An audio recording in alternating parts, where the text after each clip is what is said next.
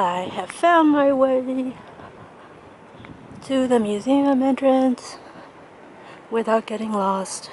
So this is auto gallery number 1, where the guy said the oldest cars are. Wow, look at this one. 1892 Filion. 1951 movie starring... Oh, okay, these were used in movies.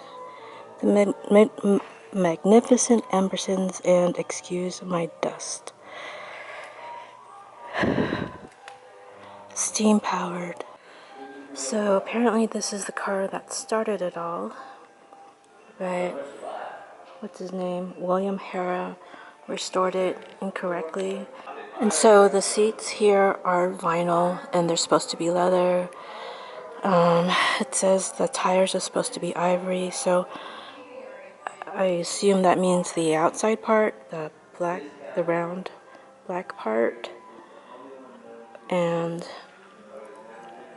inside it's supposed to be, what is it?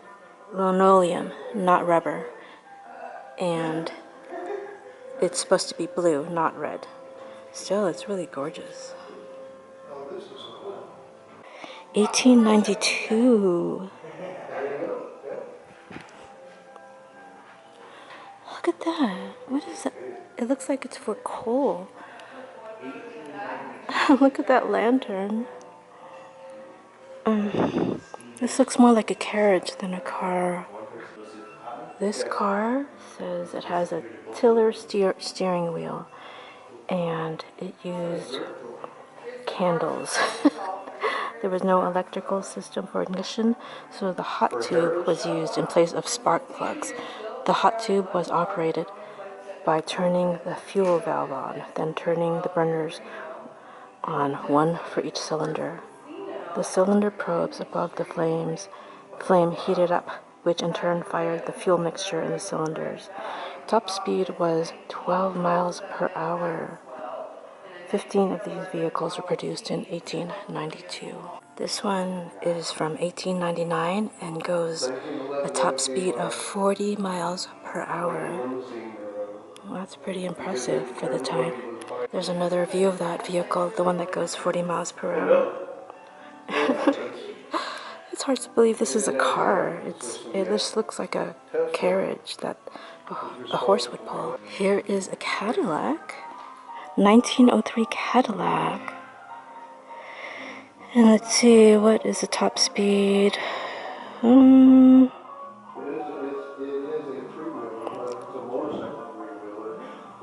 I don't see a top speed for this. Still, that's gorgeous. This one is also from 1903, and this one looks more like an actual car. Look in there, you can see a little engine with a fan. This is a Cameron, and this is a Renault, built in 1904. So apparently after World War II, Louis Renault was accused of being a German collaborator, and his company was seized. And I'm sure my husband would say, yes, he was definitely a German collaborator, and he deserved to have his company seized. This is an 1899 Winton. The model is a Phaeton by the Winton Motor Carriage Company. And yeah, it just looks like a carriage that you can drive without a horse. But looking at these things, I wonder if you could attach a horse to it. I mean, I don't know, but wow. It's a gorgeous vehicle, though. This is a 1904 Knox waterless. So apparently it was cooled by air, and it had those wicker baskets for picnics and golf supplies. So I think this was meant for a very particular market. I don't know, it looks kind of like one of the first RVs. You have that basket up there for your suitcases, and you could fit a lot on this. It reminds me of the vehicles they have in Disneyland going down Main Street. This is a 1908 Freyer Miller vehicle, and it's also air-cooled. How does that work? Here's a 1906 Adams Farwell 5-cylinder rotary engine. God, it's so interesting. And here is a 1909 Ford, the Model T, touring 2-level Ford. You know, I've never seen one up close. It's so interesting. They have just regular lanterns for light and back seat with a lot of legroom, really. I mean, this looks comfortable. And a back lantern. Look at this one, it's so cute. 1913 Peugeot 2-seater torpedo. Price when new was $400. And 4-cylinder engine. And it doesn't say the top speed though. The model is called Bebe. That is cute though. Damn, that is cute. And look at this detail. Bebe Peugeot. Manufactured by Rushmore. Just the work going into these cars is so impressive because they're so gorgeous. And this one is a 1911 Ford. Another Model T.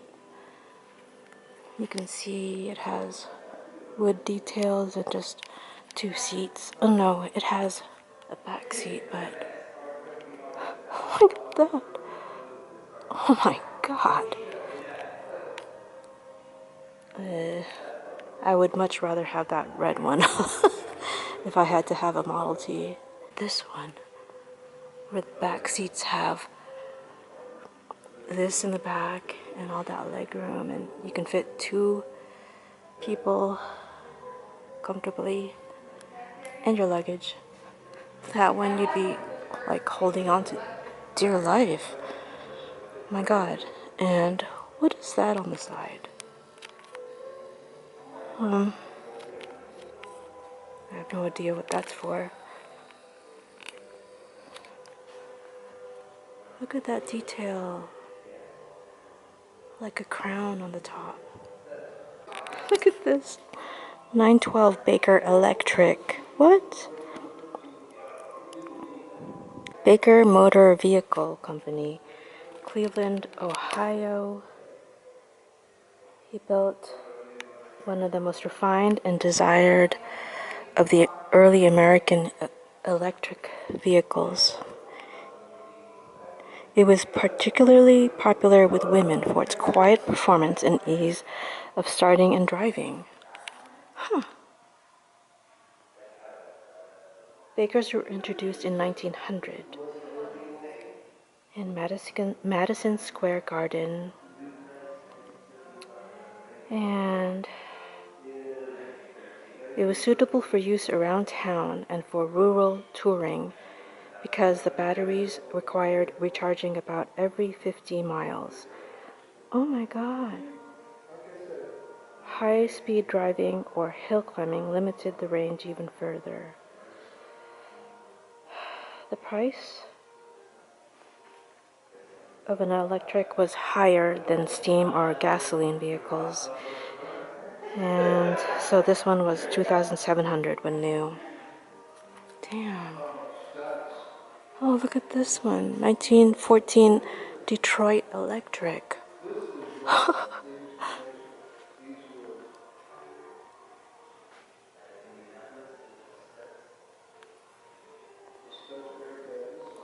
This was 2,500 when new. So this is a 1917 Chevrolet, and it has a V8 engine. And the Chevrolet company, I'm sure a lot of people know this who are car enthusiasts, but it's news to me. The Chevrolet company was started by three brothers of Swiss descent who came to America in 1900. Lewis first drew public attention and praise in 1905 when, as a mechanic for the Fiat Motor Company, he drove for Fiat in a number of races, including the famous Vanderbilt Cup race. Lewis's brother Gaston and brother Arthur were also above-average drivers, and the Chevrolet name was well known on the racing circuit of 1906 to 1908. This one is from 1914 and was only $375 when new. So, made by Henry Ford. They cost just a penny a mile to run. So this one is a 1914 Lippard Stewart, and it looks like a truck, like an early truck. Wow, look at this one. How many seats does it have? This it's like, is that, I see at least 6, but I'm not sure if way back there are 2 extra seats. So this is like one of your first SUVs or vans. This is a 1913 Stanley. It's called a 810 Mountain Wagon. 810 Mountain Wagon, and was 2,300 when new. And has a steam engine. The 1918 Stanley engine. So it's basically a small locomotive. This is really cool. I'm gonna go through some of these really quick because there's like over 200 cars in here, so I can't show every car individually. But this is a 1914 Ford Model T, and this is a 1913 Stutz. How gorgeous is that? And look at that round window thing right in front of the steering wheel to protect the driver from bugs, I assume. Super cute. Oh man, look at this one. 1913 Mercer. Top speed of 58. No, wait, what is that? I'm sorry. T-head 4-cylinder 58 HP. I'm sure some car people know exactly what that means. But this is a gorgeous car. Oh my god. I love that color of yellow. That mustard sunshine yellow. And then this is a 1913 Cadillac. And look at that engine. That's gorgeous. And here is a 1911 Franklin. A 1913 Crit. K-R-I-T. 900 when new. 4-cylinder engine. And here is a 1913 Metz. Metz offered $1,000 if there was a hill that this car could not climb. I wonder if anyone ever collected. Price when new was $500. It's a cute car. And here is another 6-seater. I mean, the color isn't great, but for people with large families, I assume. Look how cute this is. 1912 Selden. That's a brand I never heard of. And there's a bell. Look at the detail on the bell, like There's an eagle up there. And this is a 1907 Thomas Flyer, winner of the 1908 New York to Paris automobile race. So I'm assuming that's why it hasn't been fully restored, because they want everything original, I guess. I can't believe this won a race. I mean, because it has those extra seats and all this other stuff. I mean, it doesn't look very streamlined, is what I'm saying. But it is gorgeous. Look at that. And then here, this is a 1910 Stearns. Whoa, I thought that was a person for at first. Damn.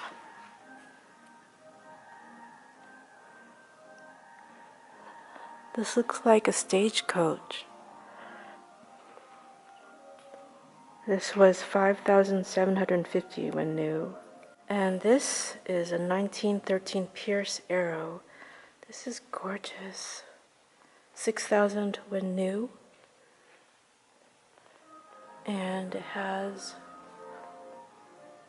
all these seats. It's so weird. It's like just normal chairs. Like they took chairs from that they would normally put in a train or something and put it in a car.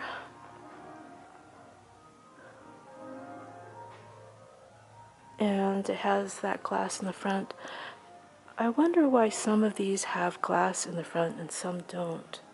Like that one. And that one just has that round thing. And this has a lot of glass in the front. Look at these seats.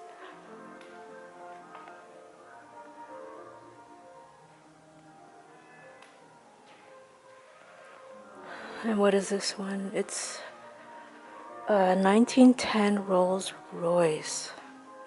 Damn. Okay. But I would say this Rolls Royce is not as nice as some of these other cars I see in here. And this Rambler was featured, or it was in the movie Titanic. So I'm sure if you look really closely, you'll be able to spot this car. This 1912 Rambler, which was $1,650 when new. It's gorgeous. Look at that. And look how huge those lights are. The design of this museum is really nice. Really well done.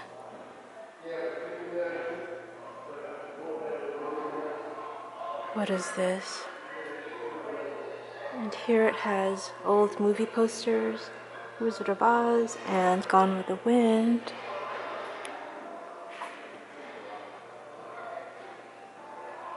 $1938 Packard. $4,370 when new. 12-cylinder engine. Yeah, it definitely looks like it. So this 1938 Cadillac 5-passenger touring sedan was considered really innovative in its time. So it did away with running boards. Its squared-off grille featured horizontal bars extending around the front and side, and large side windows, framed in chrome. Pontoon fenders, a graceful trunk line, and optional spare tire. And the name Cadillac proudly appeared on the front and rear bumper. Yep.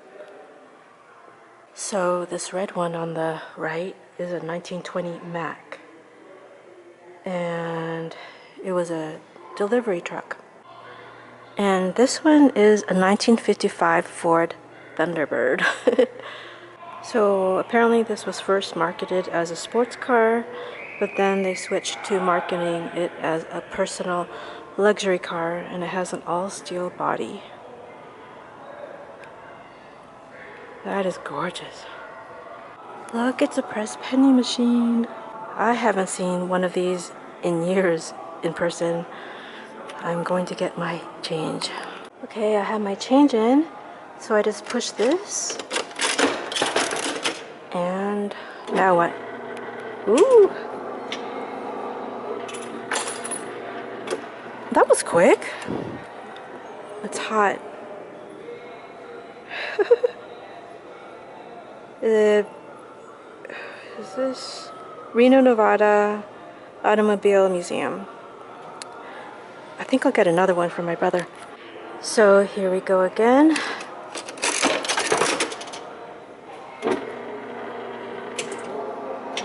Super quick.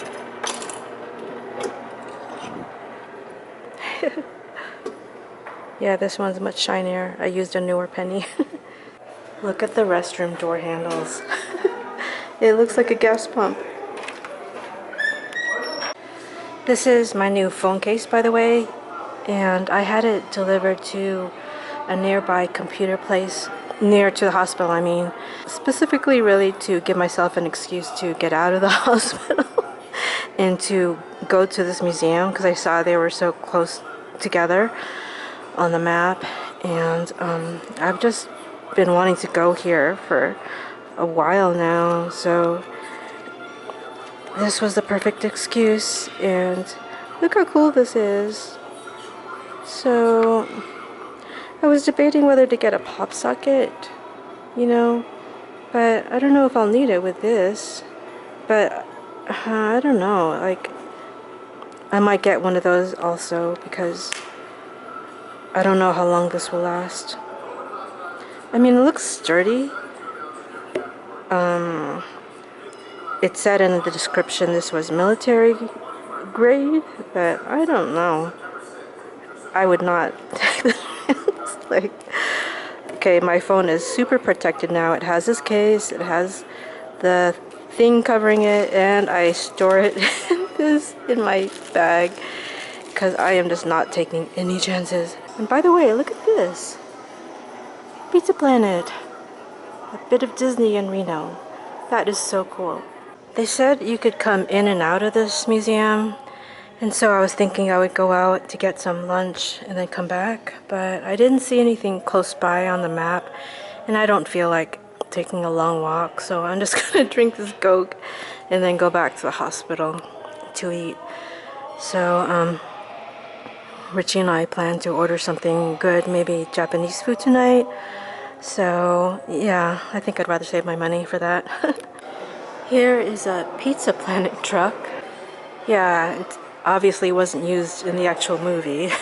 It's just a vehicle made to look like the truck in Toy Story.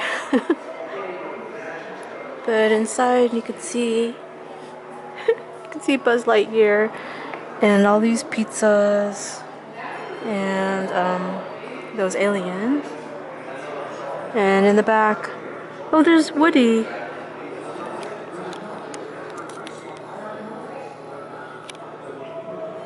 I don't know if you can see that, but he's in there.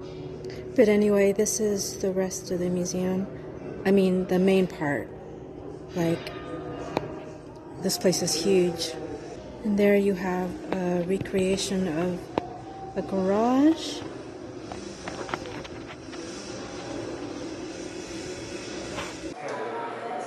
So here is an actual Tucker, a 1948 Tucker from that movie with Jeff Bridges. So it says here that it had many advanced safety features, including a padded dash, pop-out windshield, and a place where a front seat passenger could crouch in case of an accident. Whoa. And he was charged with fraud and regulation violations, but he was vindicated in 1950. But after a costly court battle, his holdings were wiped out. And this cost $2,450. when new. So this one is a 1933 Al Jolson Cadillac, and I'm not sure if he actually owned this one or it's called that because he had one of these. It was their most expensive Cadillac, apparently.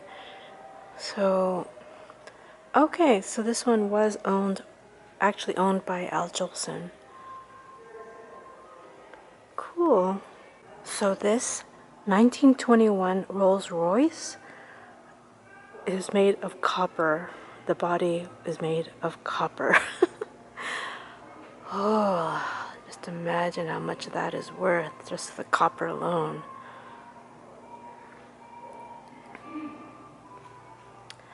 Hello.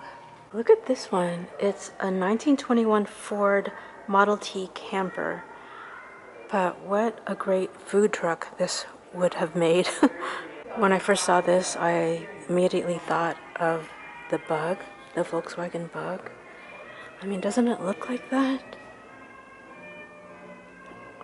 But it's actually an American car, a 1933 Austin. So this was only $305 when new. That was super cheap. And that one, I really like that butter yellow color. It's pretty. 1939 Plymouth. And I guess those are toy cars.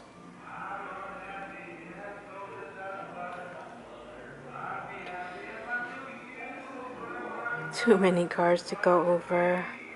But here's a 1933 Studebaker, 1931 LaSalle. How pretty is that? And look at that. And this one is a 1930 Marquette, 1931 Ford, and then this is a child's car, 1927 Bugatti replica. And then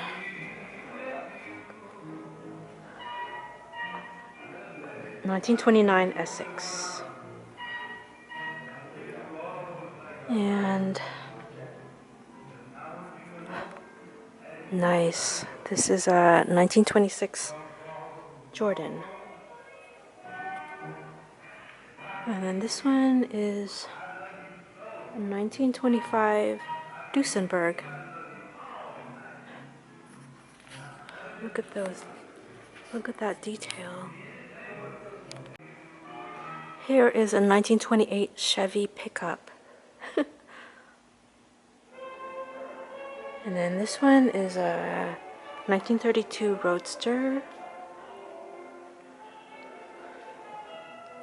1929 Ford Model A Cabriolet. And then here, 1939 Mercury Town Sedan. Look at this. Hand-built wooden model. So, Mr. Matai, a journeyman, built this in his retirement. I wonder if he actually drove this. It looks like a toy car that you can only drive in like a parking lot or something. Super cute.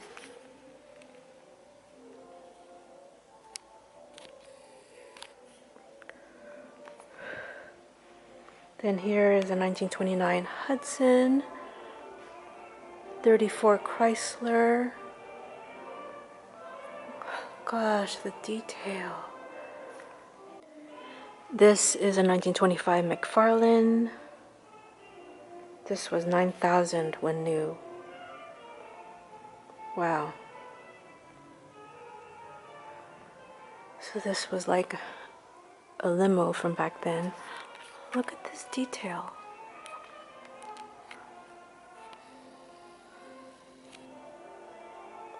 That is gorgeous.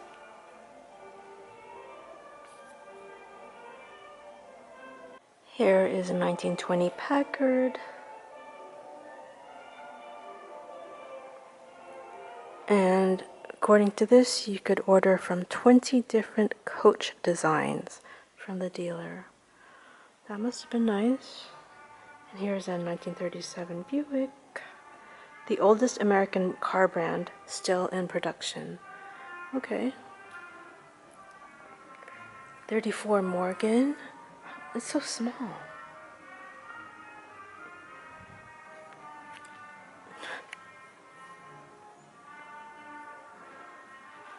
It's a sports two-seater, of course. Two-seater? What the hell? Oh my god. And this is a 1919 Cunningham. I've never heard of them before.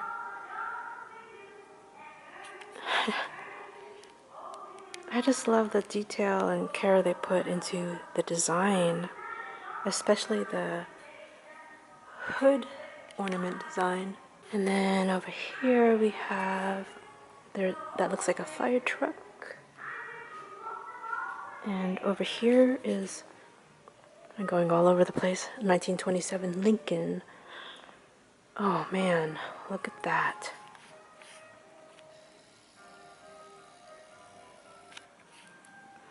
I hope you can see that. That Greyhound. You know, I'm not even into cars all that much, but I really do appreciate good design and craftsmanship. This is a 1925 Julian. And here is a 1927 Lincoln engine. Push to operate.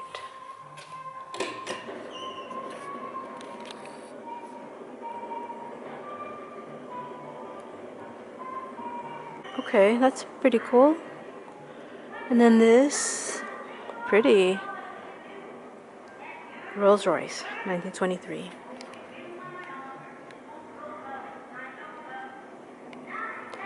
Yeah, these look way more luxurious than their earlier models. Like that one I saw in the other room. And here is 1924 Willis Night Sleeve Valve Engine. Okay. 4-cylinder, 40 horsepower. Oh, wow. Look at this 1926 Pontiac. I mean, look at the hood. That is gorgeous.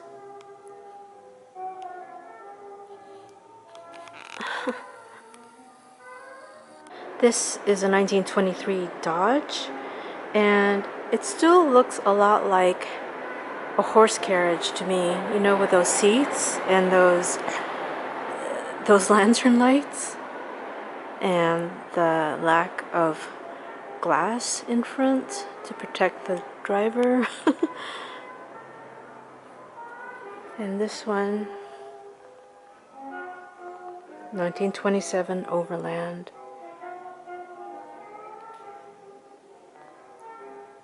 And then here, 1925 Franklin. Look at that hood ornament. The lion. So these are 1920s Briggs and Stratton autos, and it says right here, these were not toys. Imagine driving this down the street. 1928 Auto Redbug. 325 when new. This is a 1918 Frontmobile, and this is, it says, the only Frontmobile in existence.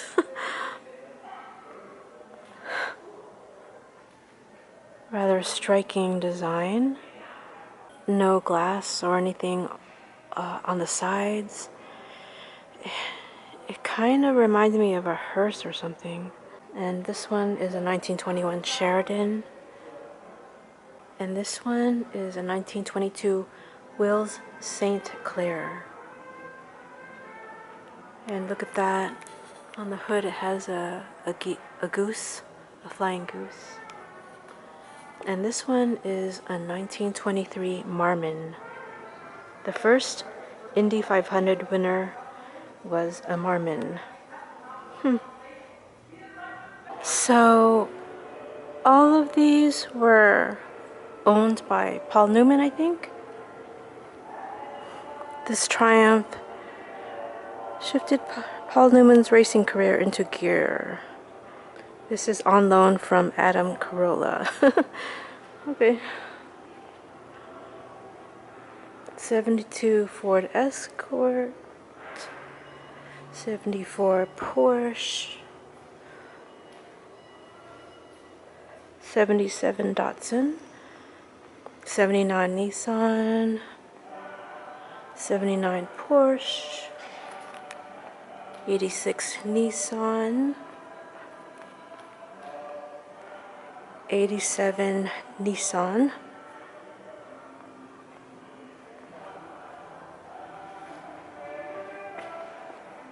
hello, and this is, what is this?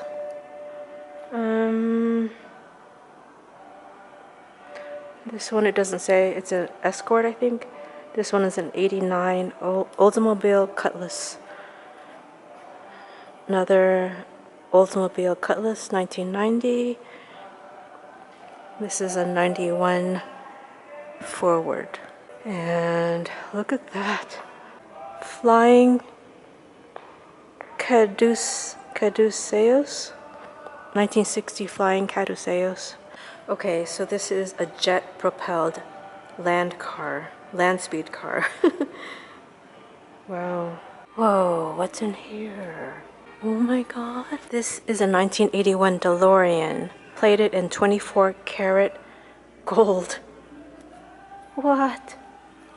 Insurance rates were $1,000 a month. No surprise.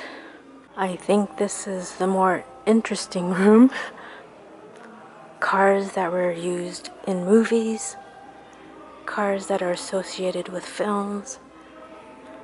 Here is the Jurassic Park truck. Was it actually used in the movie? I'm not sure. Here is a Magnum PI car. 82 Ferrari. Oh my god, look at this. The Shagmobile, 98 Volkswagen Beetle. And look at this. Speed Racer, Mach 5. Okay, so this Cadillac was apparently owned by Elvis. And then this 1953 John Wayne's Chevy Corvette convertible. This was the 51st Corvette built and was purchased new in October '53 by movie star John Wayne. It is really pretty. And up there you can see a picture of John Wayne with his Corvette. And then here, ooh, 81 DeLorean. Oh my god. With flux capacitor. But is this the actual one used in the movie? Okay, so this car was not actually used in the movie. It's a replica made to look exactly like the one in the movie. And then this one, 1962 Lincoln. Okay, so this 62 Lincoln was owned by JFK. And then this one, this 1961 Gia was owned by Frank Sinatra. A photo of JFK with his Lincoln Mercury. Okay, so this is a replica of the van in Onward. And what's this? I can't tell just by looking at it. Okay.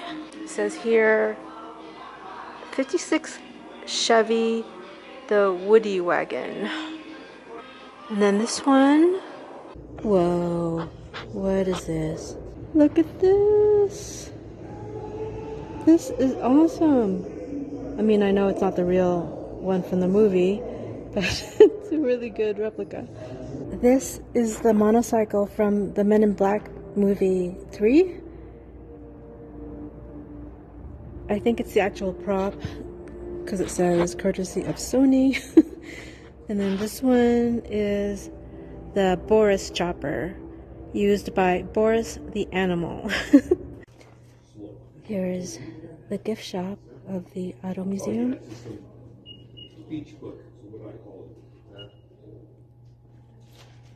I hope the sound is okay.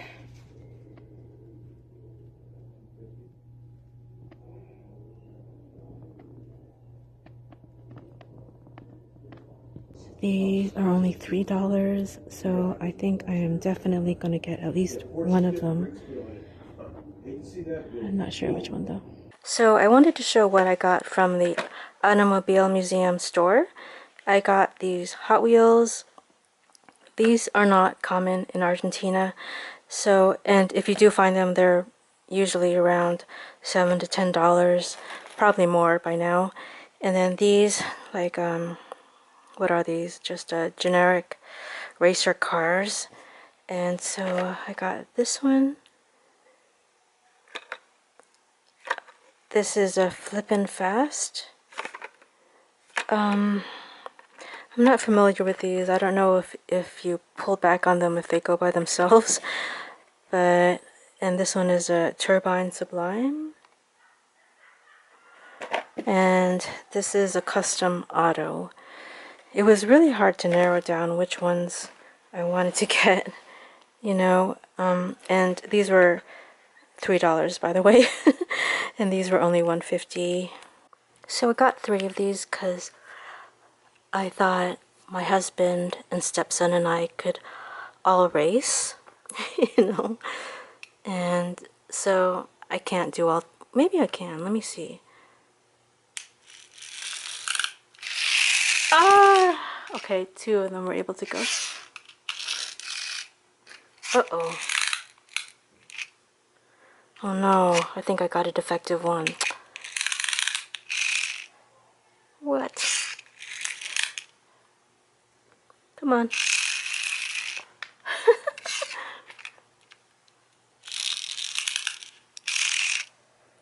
Yeah. Shoot. Kinda goes. Let me get these.